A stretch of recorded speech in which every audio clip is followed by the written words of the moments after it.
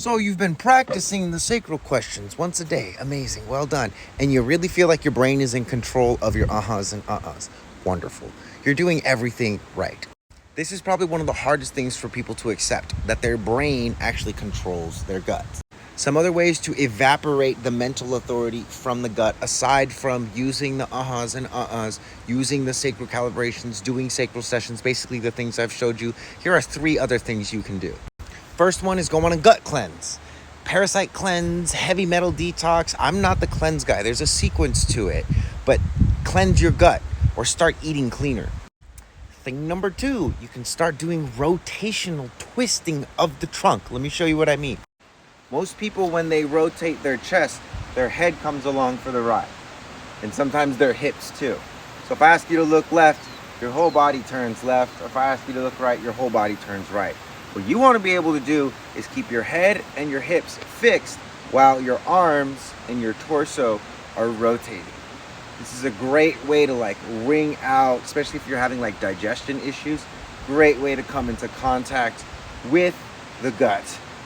There it is, super simple. Keep your head and your hips facing forward and just start to rotate the chest.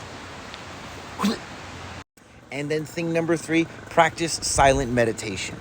The reason you want to practice silent and not guided meditation is because you don't want to replace one form of thinking with another form of thinking.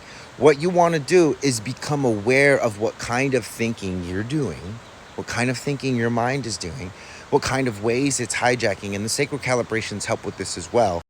And you just want to start to accept that. You just want to be silent meditation, oh wow, I'm thinking about, quitting my job or running away from my family or doing all these things that maybe I shouldn't be doing, but you're thinking about them. Just accept that you're thinking about them. Silent meditation is going to help you accept the way you think and what you're thinking about. Now, in human design, if you have an undefined ajna or undefined head, what you're thinking about and the way that you're thinking is typically going to come from other people. To my point, the silent meditation will over time help you discern, this is somebody else's way of thinking. These are somebody else's things to think about.